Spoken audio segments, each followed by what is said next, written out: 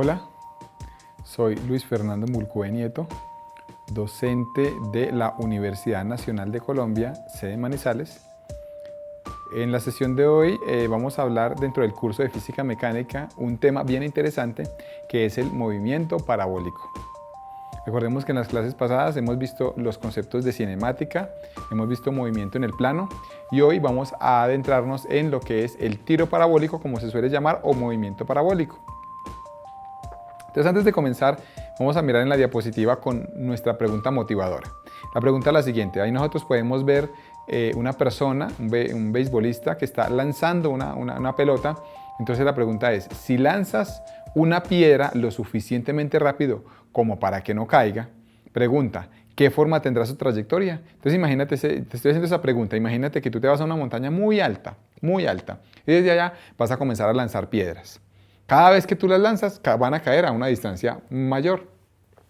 Entonces la pregunta es, si lanzas una piedra lo suficientemente rápido como para que no caiga, ¿cómo así que para que no caiga? Es decir, tú la lanzas tan rápido que ella, mientras va cayendo, va dibujando la misma curvatura de la Tierra, o más, ¿sí?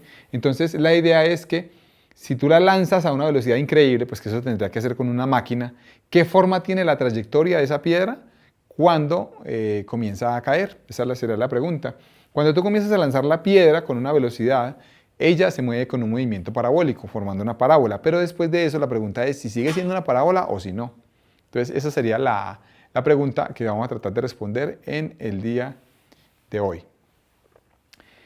Ok, vamos a mirar entonces qué es el movimiento parabólico. Como ustedes pueden ver en la diapositiva, ahí se ubican en la gráfica de la parte derecha, ustedes pueden ver que hay un eje X y un eje Y.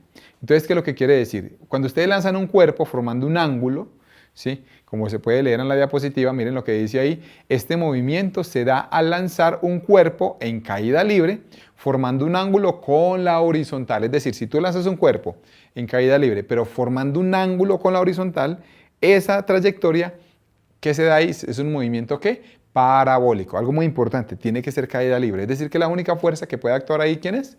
La fuerza de gravedad. Entonces ahí puedes ver en la diapositiva que hay una forma en la cual el cuerpo se mueve. Esa forma se llama trayectoria o camino. Ese camino es igual a una parábola. Como ustedes pueden ver ahí, parte desde el origen y la parábola se mueve y el objeto se mueve en forma parabólica hasta que cae a una distancia.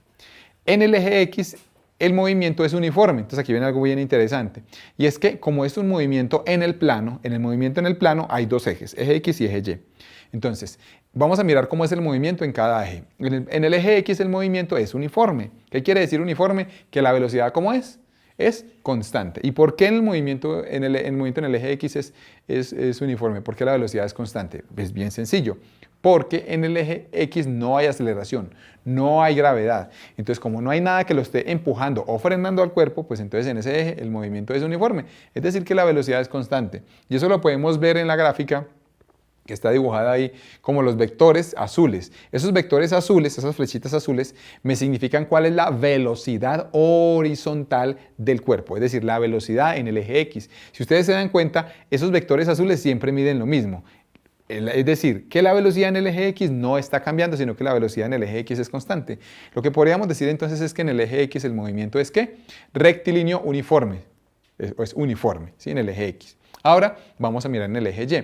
Como ustedes se dan cuenta en el eje Y, lo que pasa es que cuando el cuerpo lo lanzamos, mientras va hacia arriba, la velocidad va disminuyendo. Eso se puede ver en el gráfico, como ustedes pueden ver en la pantalla, en que hay unos vectores verdes. Esos vectores verdes son la velocidad del cuerpo. La velocidad del cuerpo en el eje Y esa velocidad del cuerpo en el eje Y, como ustedes pueden ver, va disminuyendo. Esa longitud de esos vectores se va haciendo cada vez más pequeña hasta que se hace cero. Si se dan cuenta que ahí, en la altura máxima, ya no hay vector verde. Quiere decir que en el eje Y la velocidad ¿cuánto vale? Vale 0.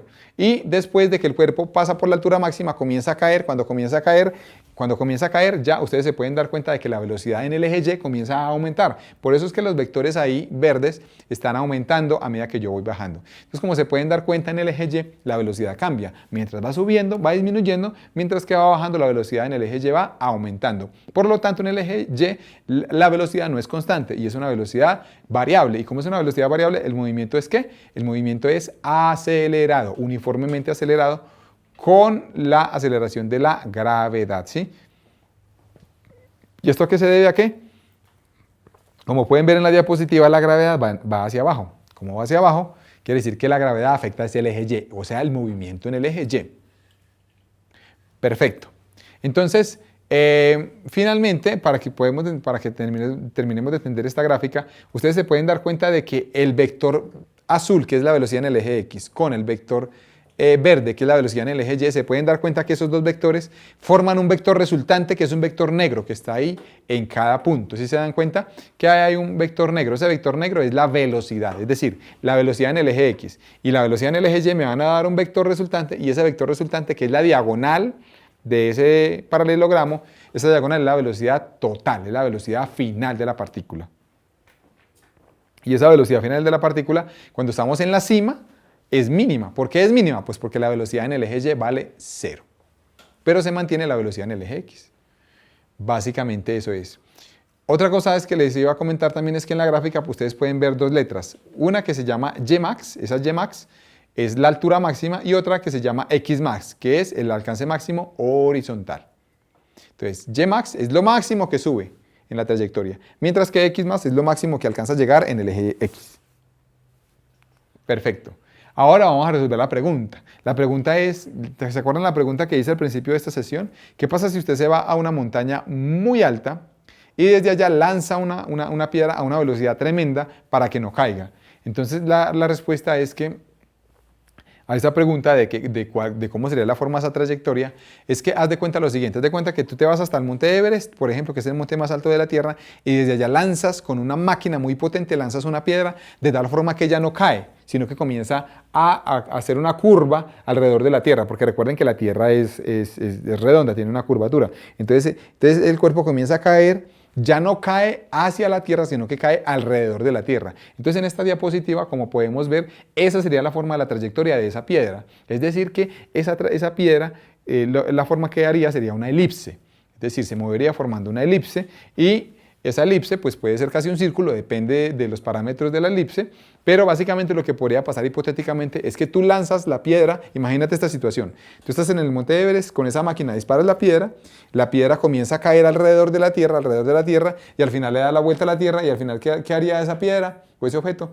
Te pegaría por la espalda, porque le daría toda la vuelta a la Tierra, te pegaría por la espalda, y lo que pasaría ahí es que lo que acabas de hacer es crear un satélite. De hecho, los satélites que nosotros vemos, los satélites artificiales que nosotros vemos que dan vueltas alrededor de la Tierra, realmente esos satélites, ¿sabían ustedes que ese cuerpo, esos satélites, realmente están cayendo alrededor de la Tierra? No caen hacia la Tierra, sino que alrededor de la Tierra. Lo mismo que la Luna. La Luna está cayendo constantemente a la Tierra, pero no cae hacia la Tierra, sino que cae ¿qué? Alrededor de la Tierra, pero está cayendo, porque la Luna no tiene un motor. Entonces uno puede decir, si la Luna no tiene un motor, entonces ¿qué es lo que la está sosteniendo? La respuesta es que está cayendo, pero está cayendo alrededor de la Tierra. ¿Qué pasaría si a la Luna se le atravesara un cuerpo que la frenara? Lo que pasaría instantáneamente es que ahí sí caería hacia la Tierra. Entonces básicamente esa es como la observación que quería hacer en este momento. Ahora vamos a pasar a las ecuaciones, ya para pasar al ejercicio. Lo que vamos a tener en cuenta es lo siguiente. Vean las ecuaciones del movimiento uniformemente acelerado. Las primeras que vamos a ver, que están en la diapositiva, son las que dice eje X. Si se dan cuenta que esas ecuaciones que dice eje X tiene dos ecuaciones: una ecuación para la posición, que es X, y otra ecuación para la velocidad, que es velocidad final en X. Si se dan cuenta, la ecuación de la posición es igual a velocidad inicial multiplicada por el coseno del ángulo con el que se lanzó multiplicada por el tiempo. Esa ecuación es en el eje X. Y la velocidad final en el eje X es igual a la velocidad inicial por el coseno del ángulo. Estas dos ecuaciones son en el eje X. Si ustedes se dan cuenta y ponen mucha atención, esas dos ecuaciones me significan que es un movimiento uniforme, porque en el movimiento uniforme, si ustedes recuerdan, la distancia es igual a la velocidad por el tiempo. Por eso es que ahí en el eje X está velocidad por tiempo, si se dan cuenta que tenemos eso. Y siempre la velocidad final en X es VO por coseno de teta. Como es VO por coseno de teta, siempre va a ser un mismo valor de velocidad horizontal. Quiere decir que el movimiento es uniforme en el eje X. Ok, ahora vamos para las ecuaciones en el eje Y. Las ecuaciones en el eje Y son ecuaciones de movimiento uniformemente acelerado. Para deducirlas simplemente tenemos que retornar a la clase que nosotros tuvimos en el pasado, que es la clase de caída libre, en la cual esa clase de caída libre nosotros dedujimos unas ecuaciones para el movimiento. Vamos a utilizar dos ecuaciones de ese movimiento para ponerlas aquí. La única diferencia es que en vez de poner velocidad inicial en Y, vamos a poner BO por seno de teta. Entonces esto sería aquí. En el eje Y, vamos a mirar la primera ecuación. Entonces sería Y es igual a Y sub 0 más velocidad inicial por seno de teta por T menos gravedad por tiempo a la 2 sobre 2. Esa sería la primera ecuación. Y la otra ecuación sería velocidad final en Y es igual a BO por el seno de teta menos gravedad por tiempo. Esa es la ecuación en el eje Y. Ok, perfecto. Ahora tenemos dos ecuaciones. Entonces la pregunta es... Pregunta, profesor, si nosotros en algún problema no tenemos la variable tiempo, si no nos dan la variable tiempo, entonces ¿cómo podríamos hacer nosotros, qué ecuación podríamos utilizar nosotros para poder resolver un ejercicio? Y la respuesta para esta pregunta es bien sencilla. ¿Qué pasa si tú coges la primera ecuación que está en la diapositiva y la tercera ecuación que está en la diapositiva y eliminas la variable del tiempo? Es decir, que la primera ecuación, que es la ecuación de x igual a BO por coseno de teta, si despejas de ahí el tiempo y lo reemplazas en la ecuación tercera, en la ecuación de y, vas a eliminar esa variable tiempo. Quiere decir que la variable tiempo no va a aparecer más en la ecuación. Si haces esa operación y haces las operaciones que están allí, te va a aparecer la ecuación quinta que está en la diapositiva. Esa ecuación quinta que está en la diapositiva, si tú pones mucha atención, ahí no está la variable tiempo inmersa. Quiere decir, esta ecuación es y es igual a y sub 0 más x por tangente del ángulo menos gravedad por x al cuadrado sobre 2 velocidad inicial al cuadrado por coseno al cuadrado de teta. Esa ecuación, como tú puedes ver, no tiene la variable tiempo, que es algo bien interesante y la podemos utilizar siempre que nosotros no tengamos la variable tiempo. Esa ecuación, como ustedes se pueden dar cuenta, me relaciona x con y, es decir, que si yo grafico esa ecuación, me da una trayectoria parabólica, efectivamente. Y la última ecuación que ustedes pueden ver en la diapositiva es, en la primera columna es la velocidad final. Esa velocidad final es igual a la raíz cuadrada de la velocidad final en x al cuadrado más la velocidad final en y al cuadrado, que es aplicando el teorema de Pitágoras, porque cada componente, la velocidad final en x es una componente de la velocidad final en y es la componente de la otra velocidad, y si tú aplicas el teorema de Pitágoras que dice que la velocidad resultante es la diagonal de ese triángulo rectángulo, entonces según el teorema de Pitágoras esa hipotenusa, ¿cómo se halla? Se halla sumando al cuadrado cada uno de los dos catetos, ¿no? Entonces por eso es que al despejarla, esa velocidad final o velocidad resultante es igual a la raíz cuadrada de esos dos catetos elevados al cuadrado, es decir, la raíz cuadrada de las dos componentes de la velocidad al cuadrado. ¿Y por qué tenemos que aplicar el teorema de Pitágoras? Porque estamos en un movimiento en el plano y en el movimiento en el plano hay dos vectores de velocidad y la velocidad final resultante va a ser la diagonal de ese paralelogramo de velocidades. Ok, ahora vamos a ver otra vez la diapositiva. Tenemos tres ecuaciones. Esas tres ecuaciones son la primera ecuación es del tiempo de subida, que es velocidad inicial por el seno de teta sobre gravedad. Recordemos que el tiempo de subida es cuánto tiempo demora el cuerpo en subir, ¿cierto? Es decir, si yo lo lanzo con un movimiento parabólico, sería el tiempo que demora en ir desde que salió hasta que logró la máxima altura. Este es el tiempo de subida, ¿sí? Entonces, se calcula con esa ecuación que ustedes pueden ver ahí. La otra ecuación es la de Ymax. La de Ymax es la ecuación de la altura máxima. La altura máxima es velocidad inicial al cuadrado, seno al cuadrado del ángulo sobre 2g. Esa ecuación de Y máxima se mide con respecto a de dónde salió el cuerpo. Si el cuerpo yo lo lancé desde acá, lo lancé hasta acá, desde acá hasta acá, la altura máxima es velocidad al cuadrado, seno al cuadrado de teta sobre 2g. Muy bien. Y finalmente, la ecuación del alcance máximo horizontal, que es la última ecuación de xmax. La xmax es igual a 2 por velocidad inicial al cuadrado por el seno de teta por el coseno de teta sobre gravedad. Esa sería la ecuación del alcance máximo horizontal. Ese alcance máximo horizontal es la distancia que hay desde que sale el cuerpo, subió y bajó hasta que cayó justo al mismo nivel. Al mismo nivel de donde salió es cuánta distancia máxima recorrió, ¿sí? Siempre que ustedes utilicen esta X máxima, solamente se puede utilizar si el cuerpo termina en el mismo nivel de donde salió. Es decir, que si yo lo lanzo desde un edificio y quiero calcular a qué distancia cayó del edificio, esa ecuación ya no se puede utilizar porque cae en un nivel en el cual no salió. Tiene que ser el alcance al mismo nivel del que salió el cuerpo, al mismo nivel en el eje Y, ¿sí? Para que lo tengamos en cuenta. Entonces aquí tenemos las ecuaciones y esas ecuaciones son las que vamos a utilizar para resolver el siguiente ejemplo. Vamos a leerlo, dice. Desde un edificio de 5 pisos se lanza un borrador de 200 gramos con una velocidad horizontal de 25 metros sobre segundo. Hallar A, el tiempo en llegar al suelo, si cada piso mide 2 metros, y B, a qué distancia horizontal cae del edificio. Entonces vamos a resolverlo en el tablero.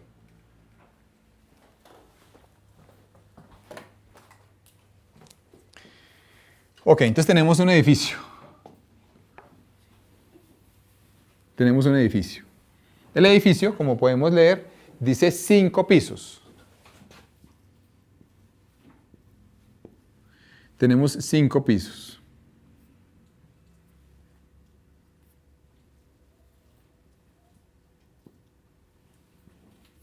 Cinco pisos y cada piso tiene 2 metros. Si cada piso mide 2 metros, pues obviamente, y si son 5, pues serían 10 metros. Esta sería la altura inicial. Borrador de 200 gramos. Aquí viene algo bien interesante. Me están dando la masa del borrador que se está lanzando. Y alguien me preguntará, profesor, ¿yo dónde utilizo esos 200 gramos? ¿Sí? Están diciendo la masa son 200 gramos. ¿Sí? La pregunta es, ¿dónde se utiliza esos 200 gramos? Entonces aquí viene algo bien interesante. En las ecuaciones que nosotros acabamos de ver de caída libre, de movimiento parabólico, en ninguna de las ecuaciones está la masa. Si ustedes se dan cuenta, en ninguna ecuación está la masa. Como en ninguna ecuación está la masa, pues entonces no la vamos a utilizar. Entonces me preguntarán, profesor, ¿y por qué entonces dieron ese valor de masa? Es una distracción, es un dato que distrae. Es decir, que no todos los datos que te van a dar en un ejercicio se van a utilizar. Me preguntaron ustedes, profesor, ¿y esta masa cuándo actuaría? ¿Cuándo podría utilizarla? ¿En qué casos podría utilizarla?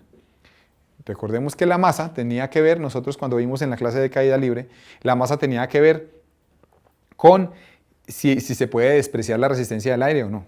Si recuerdan el ejemplo que hicimos alguna vez, que yo les mencioné alguna vez, del gato cayendo o la hormiga cayendo, ¿se acuerdan?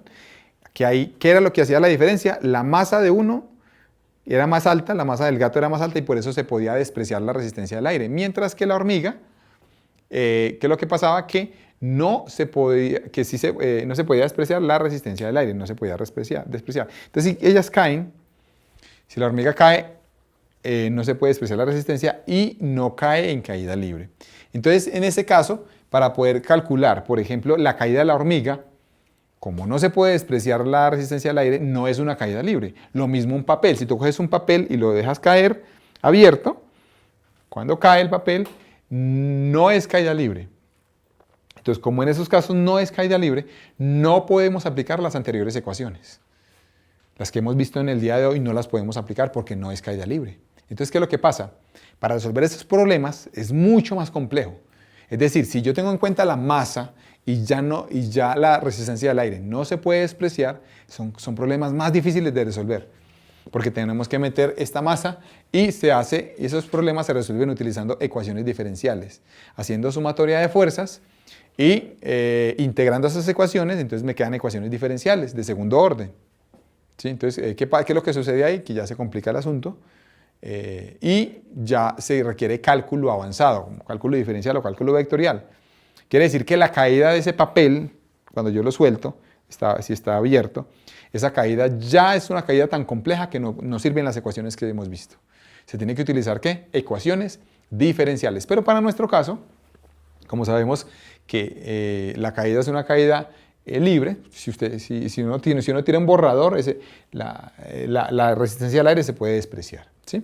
Entonces, en este caso, ¿qué podríamos decir? Que en este caso la masa no se usa. Es un factor de distracción del problema. ¿Sí? Muy bien. Con una velocidad horizontal de 20 metros sobre segundo. Aquí viene algo bien interesante. Me están diciendo velocidad, ¿qué? Horizontal. Como dicen velocidad horizontal. Entonces, ¿qué es lo que pasa? Que el ángulo con el que se lanza es igual a ¿cuánto? 0 grados, porque es una velocidad horizontal. Se lanza con 0 grados. ¿Sí? Quiere decir que si aquí está el cuerpo y se lanza, entonces el cuerpo sale y el ángulo con el que se lanzó el cuerpo, o sea, el ángulo con el que sale esta velocidad inicial, el ángulo con el que sale es 0. ¿Sí?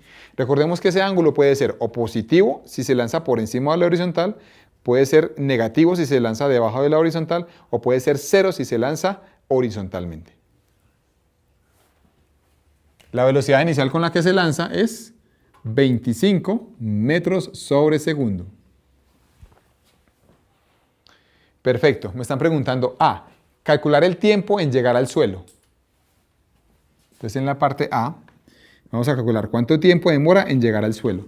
Como me dicen el tiempo en llegar al suelo, entonces voy a decir que Y vale 0. Y es la altura final. La altura final, si la altura final vale 0, quiere decir que llega al suelo. Vamos a utilizar esta ecuación.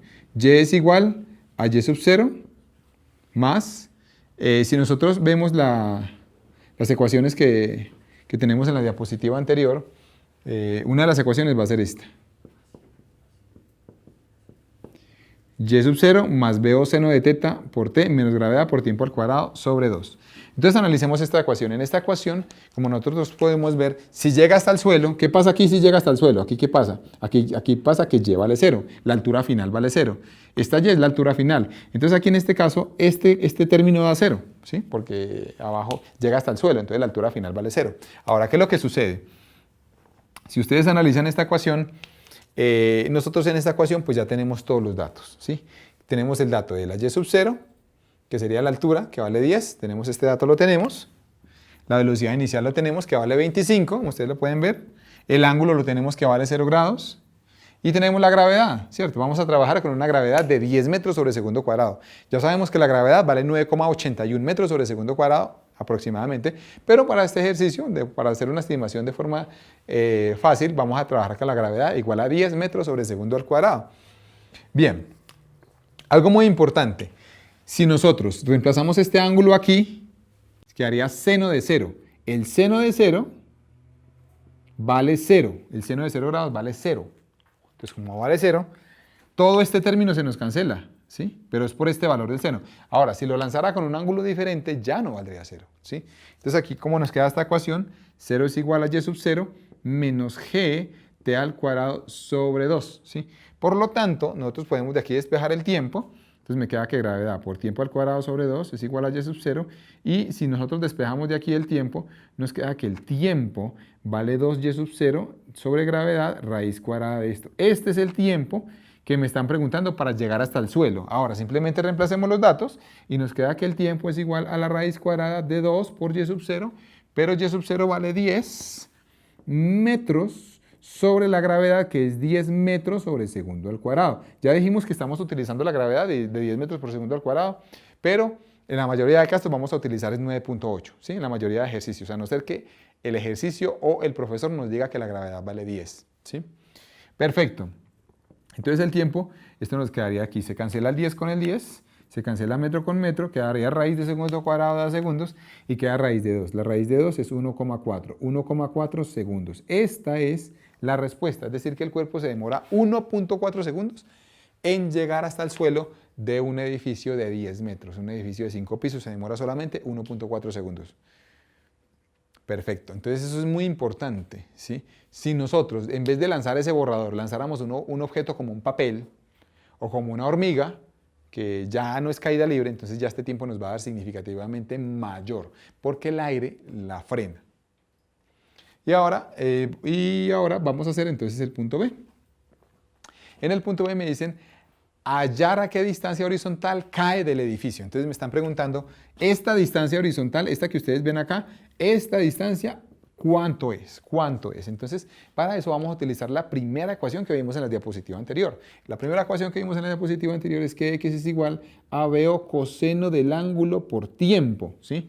Entonces, si nosotros ya tenemos los valores ahí ya conocidos, porque miren que tenemos la velocidad que son 25, ya la tenemos. El coseno del ángulo ya lo tenemos. Y tenemos el tiempo que vale 1.4 segundos. Entonces miren que tenemos todos los datos. Por lo tanto, reemplacemos en esta ecuación. Entonces, ¿cómo nos quedaría si reemplazamos en esta ecuación? Nos quedaría que X es igual a la velocidad inicial, que vale 25 metros por segundo, por el coseno de 0, que es el ángulo vale 0, por el tiempo, y el tiempo vale 1.4 segundos.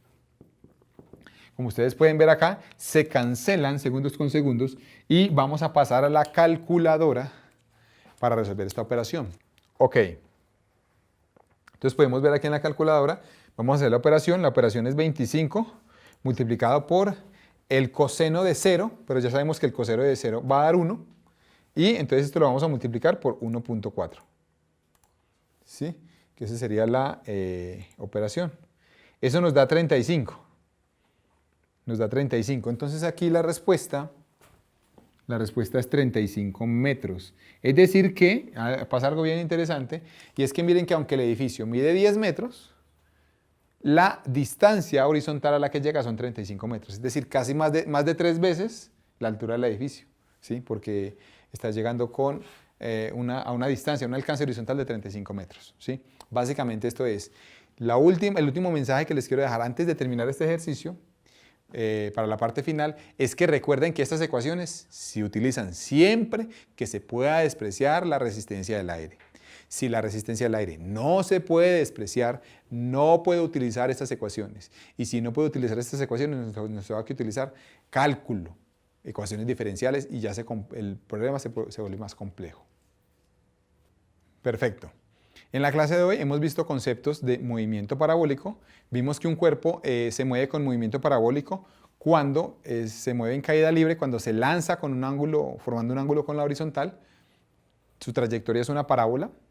Vimos también que si la velocidad es muy grande, de tal forma que el cuerpo caiga alrededor, por ejemplo, de la Tierra, ya su trayectoria no es una parábola, sino que se vuelve una trayectoria elíptica.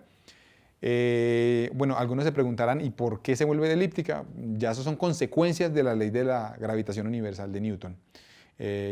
Para deducir estas trayectorias, Kepler las dedujo, y bueno, ya está también utilizando conceptos de cálculo.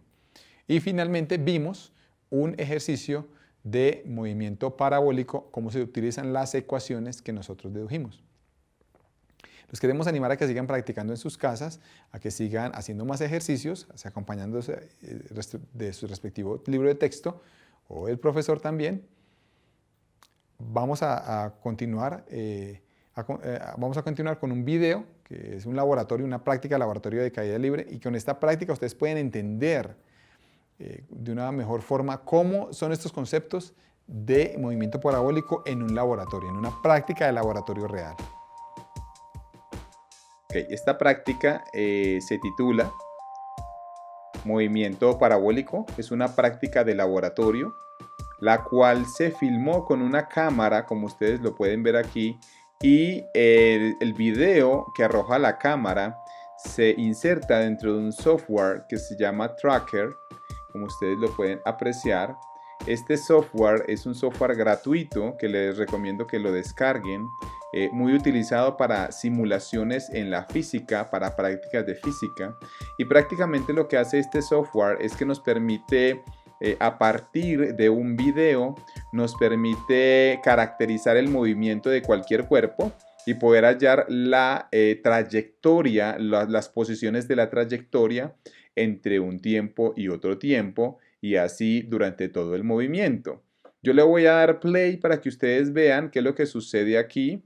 Básicamente es el lanzamiento de un cuerpo, como ustedes lo pueden apreciar, y el cuerpo, a medida que va subiendo, a medida que se va desplazando, va dejando un movimiento. Estos puntos que ustedes pueden apreciar acá son puntos que básicamente lo que hace este software es que parte el video, lo parte en fotos. Ustedes saben que cuando se está haciendo un movimiento en un video en específico, lo que sucede es que el movimiento es el conjunto de una serie de fotogramas, y entre fotograma y fotograma, es decir, entre imagen y imagen o entre foto y foto, hay un tiempo. Entonces, usualmente, entre fotograma y fotograma, digamos que un formato muy extendido es que hay aproximadamente por segundo, son más o menos 30 fotogramas, ¿sí? Esa es más o menos la tasa que usualmente se maneja. Quiere decir que un video, cuando nosotros vemos un video que está filmando, digamos que está en una pantalla, este video lo que hace es que precisamente es una serie de fotos, ¿sí? Entonces, entre foto y foto hay un intervalo de tiempo muy pequeño. ¿Por qué? Porque en cada segundo se toman aproximadamente 30 fotos, ¿sí? Entonces, lo que hace este video prácticamente es que nos pasa de forma lenta, una foto y la siguiente. Entonces, por ejemplo, acá esta es una foto.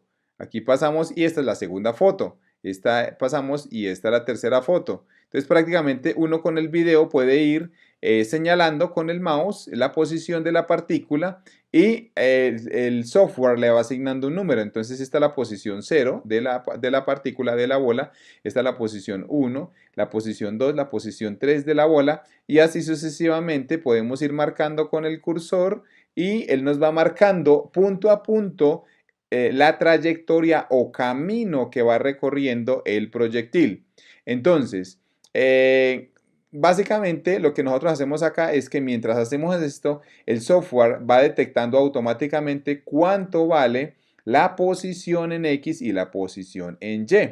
Entonces, como ustedes se pueden dar cuenta, si estamos hablando de este punto 12 aparece en esta tabla como el valor de X es 0.683, el valor de Y es 0.271 en metros y el tiempo que ha transcurrido aquí es 0,396. Ahora, el tiempo que él toma, el tiempo lo toma precisamente es porque entre fotograma y fotograma hay un valor específico de tiempo, ¿sí? Como ustedes lo pueden apreciar acá, aquí lo pueden apreciar. Entonces, más o menos, entre un movimiento y otro, ustedes pues, se pueden dar cuenta haciendo esta resta, hay un valor de tiempo muy, muy pequeño. Entonces, básicamente lo que nos permite este software tracker es hacer este recorrido de la trayectoria. Y con este recorrido de la trayectoria ya podemos nosotros teniendo la posición, que es la posición en X y la posición en Y, ambas en metros, y el tiempo que ha transcurrido en segundos, podemos calcular variables, ¿sí? Entonces estos datos, bueno, aquí también podemos calcular la velocidad en X, como ustedes se pueden dar cuenta, y podemos calcular la velocidad en Y. Estas velocidades en X y la velocidad en Y son las velocidades instantáneas que nosotros calculamos o definimos en el capítulo de introducción a la cinemática. Cuando vimos la parte de la introducción a la cinemática, vimos la definición de la velocidad instantánea, que prácticamente es la variación de la posición con respecto al tiempo, ¿sí? O la derivada de la posición con respecto al tiempo. Entonces lo que nosotros hacemos para calcular la velocidad en X, lo que se hace simplemente es restar X final menos X inicial sobre tiempo final menos tiempo inicial. Ahora, sabemos que la velocidad es una derivada, pero en este caso, como el tiempo es tan pequeño, tiende a cero. Entonces, la derivada se aproxima a la velocidad media porque el tiempo es muy pequeño. Y similarmente, así se calcula también la velocidad en el eje Y. Entonces, para calcular la velocidad en X, lo que hacemos es que tomamos la coordenada en X y el tiempo y simplemente restamos. Por ejemplo, si restamos esta posición menos esta posición, dividido este tiempo menos este tiempo nos da la velocidad instantánea, que es la que ustedes ven aquí. Y así sucesivamente, pero con los valores de tiempo y de Y podemos calcular la velocidad en el eje Y. Entonces, estos datos que ustedes los pueden ver aquí y que se calculan de forma bien sencilla, los vamos a llevar a Excel. Entonces lo que hacemos es que seleccionamos los datos de esta tabla y los pegamos en Excel. Aquí yo tengo la hoja de Excel abierta, ya hice este procedimiento y en esta hoja de Excel, como ustedes lo pueden apreciar, hay una serie de datos, que estos son los mismos datos que me lanza el software tracker. Entonces aquí lo que básicamente nos interesa es analizar el movimiento de esta partícula cuando se lanza. Entonces básicamente aquí vemos cuatro gráficas. La primera gráfica que vemos es la gráfica de X, donde vemos que es una línea recta. Es decir, al graficar la posición con respecto al tiempo, nos da una línea recta. Esta línea recta tiene esta posición que ustedes ven acá arriba, que es X es igual a 1,72 por T menos otro valor. Ahora, como ustedes se pueden dar cuenta, esto es una línea recta. Si recordamos la gráfica de una línea recta, cuando nosotros derivamos la línea recta, porque como tiene exponente 1, nos da una constante. Quiere decir que al derivar esta gráfica nos da una constante. Y precisamente, ¿por qué les estoy hablando de la derivada? Porque la derivada de la posición, recordemos que es la ¿qué? La velocidad, ¿sí? Entonces, como la derivada de la posición es la velocidad, ustedes pueden apreciar acá que tenemos que, digamos que aquí al derivar esta ecuación, la pendiente, que es 1,72 aproximadamente, viene siendo el valor que está entre estos dos, entre 1,6 y 1,8. Esta sería la velocidad en el eje X. Como ustedes se pueden dar cuenta, la velocidad en el eje X es una constante. ¿Por qué? Porque si ustedes recuerdan, en el eje X el movimiento es ¿qué? Uniforme, como lo acabamos de ver en la parte teórica. Ahora, este es el movimiento en el eje X, el movimiento es uniforme con velocidad constante. Ahora, si vamos a pasar a analizar el movimiento en el eje Y, lo que obtenemos es una gráfica en forma de parábola. Recordemos, en el eje Y está el Y, la posición en Y, y en el eje X está el tiempo. Entonces, lo que hacemos simplemente es que le hallamos con las herramientas de Excel la ecuación a esta línea, la aproximamos de forma polinómica de grado 2 y Excel nos lanza esta ecuación de aquí. Ahora, esta ecuación es la ecuación de una parábola porque tiene una variable que es el tiempo está elevado al cuadrado. Si ustedes recuerdan la ecuación del movimiento uniformemente acelerado en la caída libre, la y es igual a menos gravedad sobre 2 por t al cuadrado. Quiere decir que este menos 4.9 corresponde a la mitad de la gravedad, por eso es menos 4.9, más la velocidad inicial en el eje Y, que sería esta 2,62 por el tiempo. Entonces, si ustedes derivan esta ecuación, efectivamente al derivarla, pues nos va a dar una línea recta descendente, ¿sí? Nos va a dar una línea recta. Entonces, esa línea recta, ¿qué es lo que significa? Si nosotros tenemos esta ecuación, como ustedes se pueden dar cuenta, en el eje X la variable independiente es el tiempo. Entonces, si ustedes derivan esto, derivemos esta ecuación así rápidamente. ¿Cuánto es la derivada de menos 4.9t al cuadrado? Pues simplemente el 2 pasa a multiplicar. 2 por 4.9 da menos 9.8. Entonces, aquí la derivada es menos 9.8 por t, porque recuerde que la derivada hay que restarle un 1 al exponente. Entonces queda así por t, más 2. ¿Cuánto es la derivada de 2,62t? La derivada de 2,6244t. Entonces recuerden que la derivada de 2,6244t es simplemente quitarle la t. Es decir, que queda más 2,6244. Esta es la derivada. Y simplemente, y finalmente, ¿cuánto es la derivada de 9 por 10 a la menos 12? La derivada de una constante, ¿cuánto vale? 0. Por eso aquí la derivada no va, ¿sí? La derivada está constante. Por lo tanto, esta es la ecuación de la velocidad en el eje Y. La velocidad en el eje Y, como ustedes se pueden dar cuenta, va disminuyendo, ¿sí? ¿Qué quiere decir que va disminuyendo? Que la aceleración es negativa porque la aceleración va efectivamente hacia abajo, entonces la velocidad va negativa. Como se pueden dar cuenta, en este tramo la velocidad todavía es positiva, aunque está disminuyendo. En este punto la velocidad vale 0 y en este punto la velocidad es negativa porque está por debajo del eje. Este sería el eje de 0, donde ustedes ven este valor de 0 sería el valor de 0. Entonces, como se pueden dar cuenta, mediante un video que nosotros tomamos de Tracker, simplemente es una herramienta bien sencilla, bien útil, que les animo a que la utilicen. Simplemente esté en su casa, donde esté en un parque, y cuando vaya con un balón, simplemente coja su celular, coja su cámara, grabe cuando patee el balón y ese video lo va a meter a Tracker y en Tracker puede estudiar cuánto es la velocidad con la que se pateó ese balón, ¿sí? Entonces, por ejemplo, nosotros aquí podríamos saber cuánto es la velocidad con la que se pateó el balón. ¿Cómo la podríamos saber? O con la que se está lanzando esa bola, ¿cómo la podríamos saber? Pues tenemos la velocidad inicial en X, que es 1,72, y tenemos la velocidad inicial en Y, que es aproximadamente 2,62. Entonces, con estos dos valores, si aplicamos el teorema de Pitágoras, podemos calcular cuánto es la velocidad con la que se pateó el balón, o en este caso, pues sería la velocidad con la que se lanzó la bola, y podemos estudiar de forma más sencilla el movimiento parabólico.